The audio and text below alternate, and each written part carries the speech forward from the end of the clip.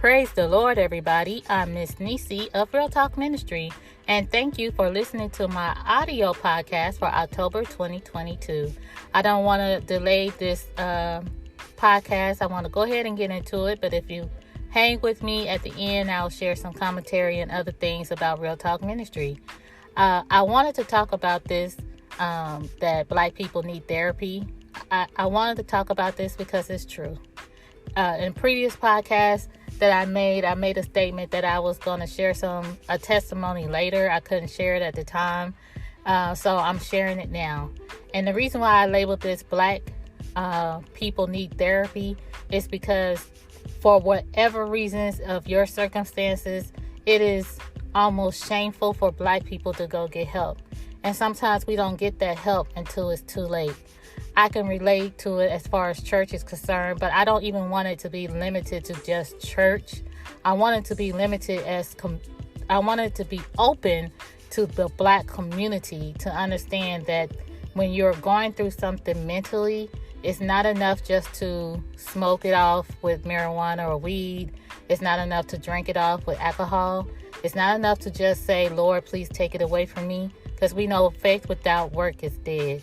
It's not just for you to go talk to a family member about it and feel good for that moment, because now you are releasing your burdens onto that person. It's not just so you could talk to your homegirl or your homeboy, or not talk to your homeboy about it because you may feel like they may think you weak, or not talk to your sisters about it because you're the one who was always so strong that they come to talk about. So now you don't have anyone to talk about.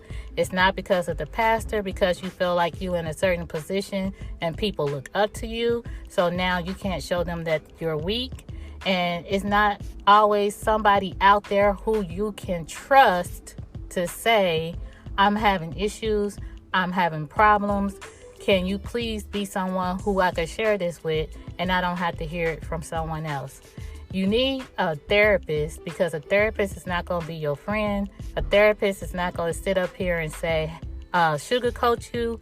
A therapist is going to take their fee. They ain't going to ask for extra money. You're not going to hear it over the pulpit. Even if the pastor is literally just preaching to be preaching and not trying to throw off, you don't have to feel like, okay, they're throwing off on me or they're sharing information over the pulpit that I have shared with them. A therapist is not going to be your friend. They're not going to sit there and say things just to make you feel good, or they're going to be available when you need them to be available. They're going to have a set fee, so you don't have to worry about paying extra without having a conversation about what the other extra fee is. Black people need therapy because we go through a lot, we suppress a lot, and we feel like we have to be strong a lot. And even when we want to be weak, there's always some kind of systematic or something to say why we can't be weak when we want to be weak. Whether it's social media saying how we're supposed to be strong, how we're supposed to look, how we're supposed to act, how we're supposed to be.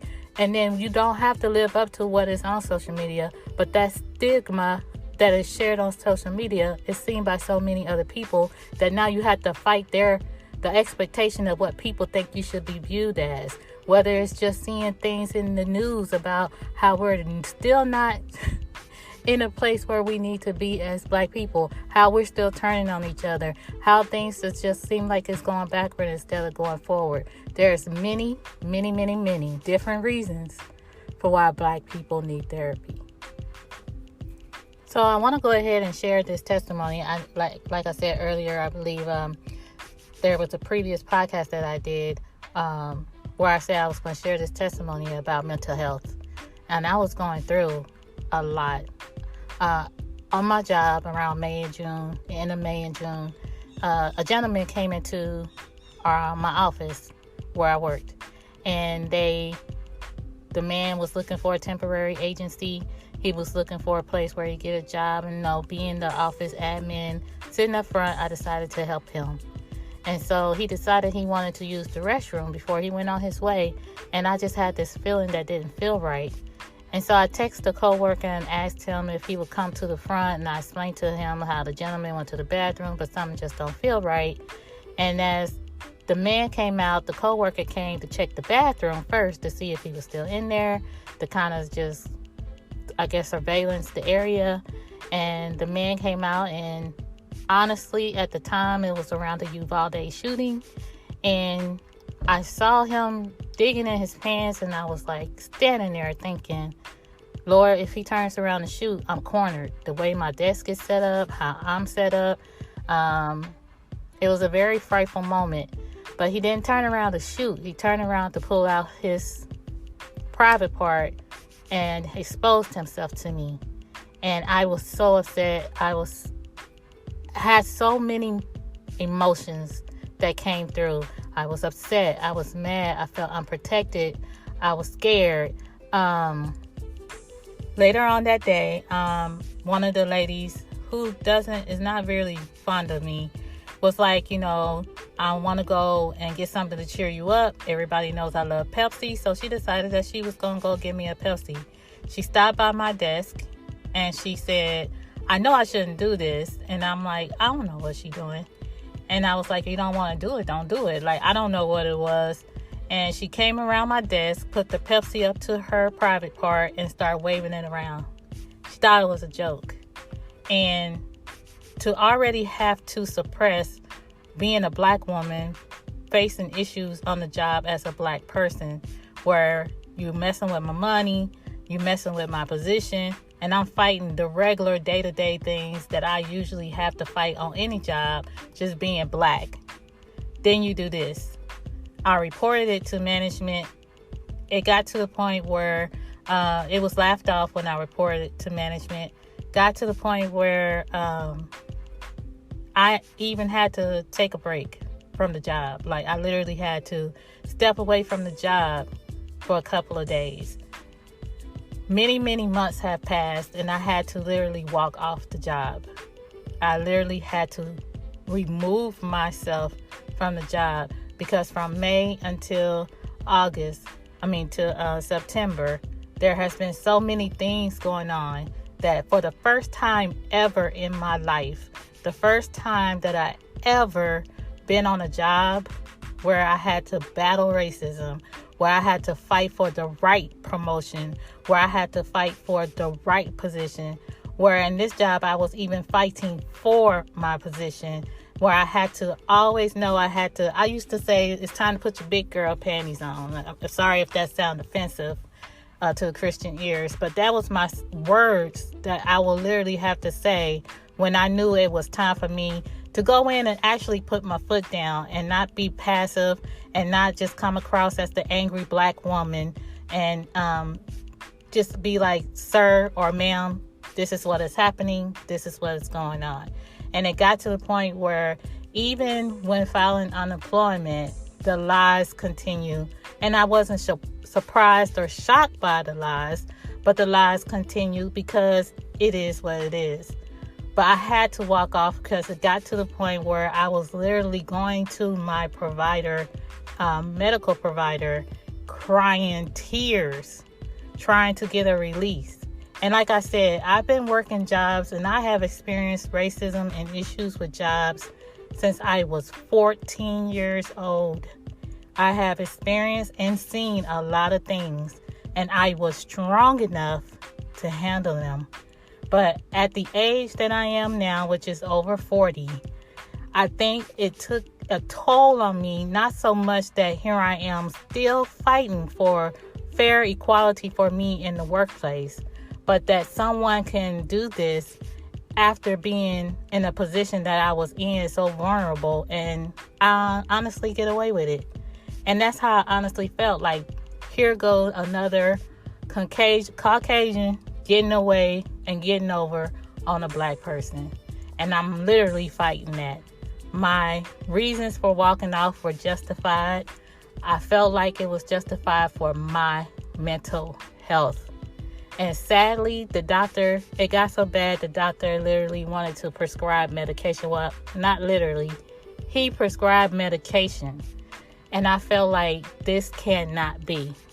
Was I strong in the Lord? As strong as I can be. Did I have faith? As much faith as I could muster. Did I believe God was going to be there and help me? Yes, I did. Did I believe He was strategizing and working with me while I was there? Yes. Do I believe he told me to leave?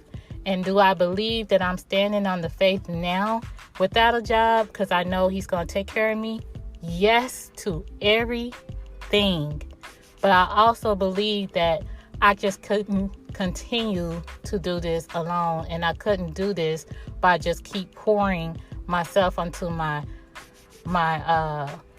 family members, my daughters, and pouring out to friends to constantly just hear me out. Because you know what? It's good to have good family around. It's good to have good friends. But that don't solve the problem. And I realized, you know what? I need to see someone. And as I'm in the process of working out some things, I didn't take the medication. Because once I read up on the medication, I didn't take it. But I did what was best for me. And what was best for me was to get out of a situation that I no longer didn't need to be in. So first of all, I thank God for being God, allowing me to go through the steps that was needed to help me go through that process. I've been with this company for 5 years, and it took the last 5 or 6 months for me to feel like if I didn't get out, if I didn't get away, that I was not going to survive on this job. And even though the money was needed for my bills, I had to make a decision about what was needed for my mental health and my peace. I don't care if it's a therapist who is online. I don't care if it's a therapist that you have to go and sit and talk to. It's very important to realize that these challenges that you face in your life, you can't just allow God to do all the work and you don't do the work as well. And if you do not have God and you don't care about God, you still have to pick up yourself and go do something about your life. And I pray over you, and I pray that God leads you in the direction that you need to go. Therapy is not a bad thing. I had talked to some therapists as a consultation, actually when my dad died about 2 years ago. That was one of the hardest things I ever had to endure in life. I had some hard things to overcome, and there was a lot of things that I accomplished, but that was really, really hard for me. And I had to reach out to someone to say, hey, I need to talk to someone. I can't just talk to people that I feel are around me. I need to talk to someone, which I didn't have anybody at the time sugarcoating me or making it seem like, I can't have my feelings. But it was so much going on at that time with me and everything that was around that situation that I needed an outside source. I needed someone that I could vent to and talk to anytime that I needed to and wanted to. But I'm saying all this in my testimony to you to let you know that you can't continue to think that if you having stomach aches and pains in your head, that you could take a Tylenol or you could take a Pepto-Bismol and things will be fine. And you can't continue to think that God only wants you to be delivered one way when it comes to your mental health. Satan already wants to control your mind. You can't just hand it over to him because you don't want to strategize the thoughts in your mind for God to work with you, because you're thinking going to a psychiatrist or a therapist won't be helpful. They are trained professionals. You can even find spiritual psychiatrists now. You can find spiritual therapists. But whatever is needed to help you in your life, you need to do that. It's not for everybody just to walk off the job. This is the first time. Now, I'm not going to lie. I walked off jobs before. But this is the first time I ever walked off a job, and I just couldn't believe that I ever had to experience something so big. If the job had handled it properly, maybe it wouldn't have been so bad. But I refused to take pills when I knew that it wasn't the pills that I really needed. It was the release and conversation of things that was boggling and weighing down my mind that is what was needed. Being a Christian, we put everything on God. And I will not dare say, because I know it'll be a lie if it come out of my mouth, I will not dare say that he can only do some things and we can do the rest. God can do all and everything. He's a deliverer. He's a healer. He'll come through and just touch, and you'll be delivered in an instant. Just like the lady with the blood issue, when she touched his garment, just the clothing he was wearing.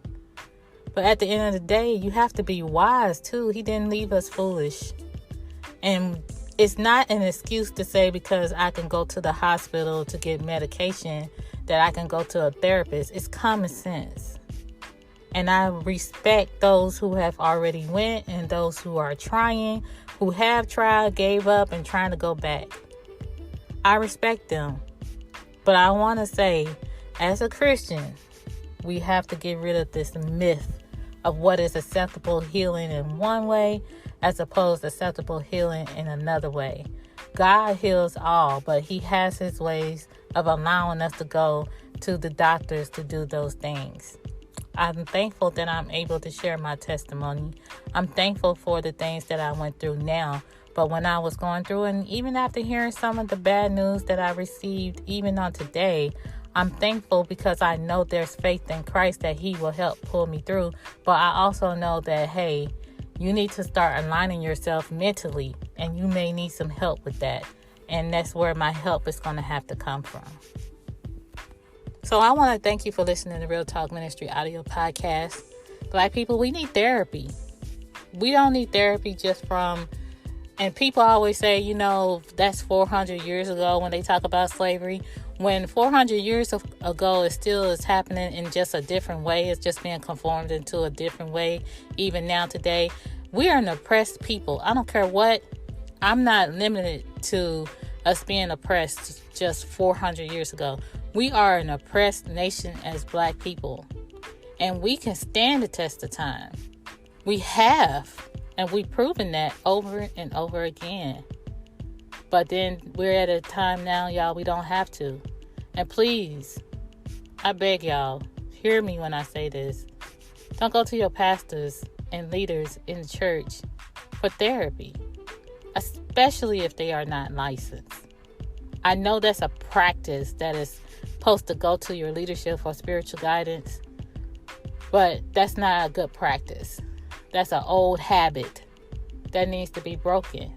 If you already go to your leaders for counseling, please make sure your leaders have counseling licenses. Make sure that they are able to preach a sermon and a word that has nothing to do with your life. And that if it does have something to do with your life, that y'all cover and trust them enough to know that they're not talking about you personally and not trying to put your business out. I think it's one of the bad practice habits that I feel is in the church is going to people who, when you are really in distress and really, really need help, that you go to people who are not capable of saying you need a therapist when they know they can't not help you. They can still pray with you. You can still talk to them.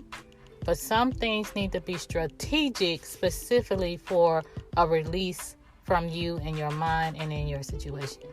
And you can't always get that from your pastor personally and your friends and your neighbors or your family. So Black people, we do need therapy. We need to take advantage of it.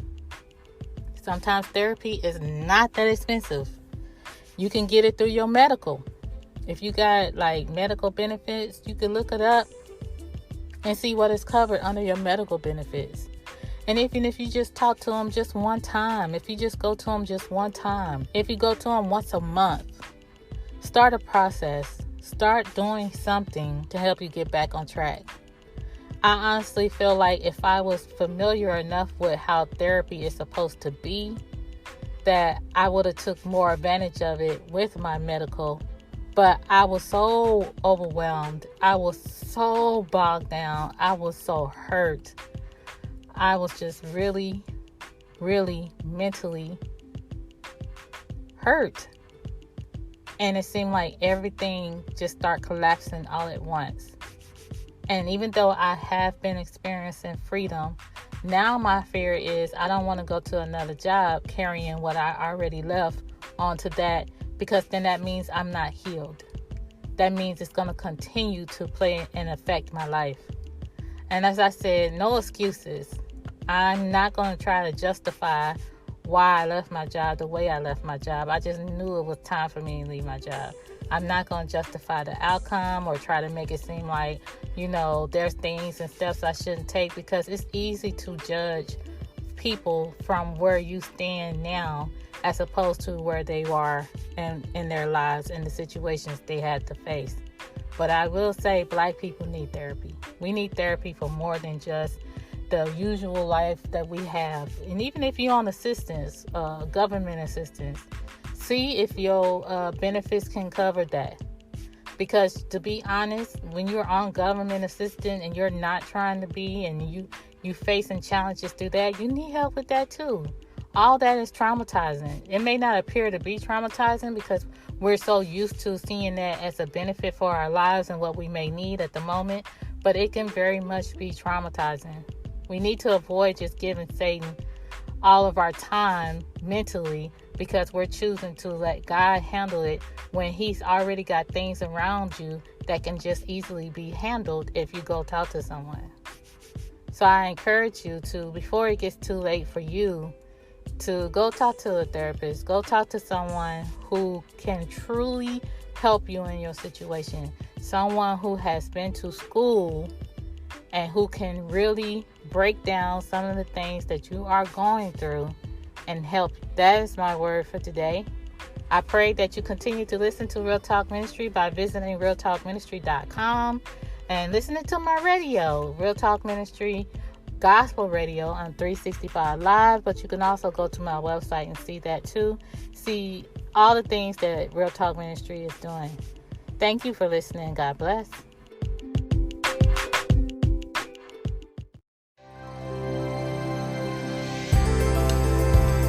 I hope you enjoyed today's episode. Please feel free to share, and don't forget to subscribe to this podcast so you can receive notifications when a new episode is posted. You can also stop by Miss Neci's website, www.realtalkministry.com. There you can purchase her books, leave a comment, and stay connected with this ministry. Until next time, God bless.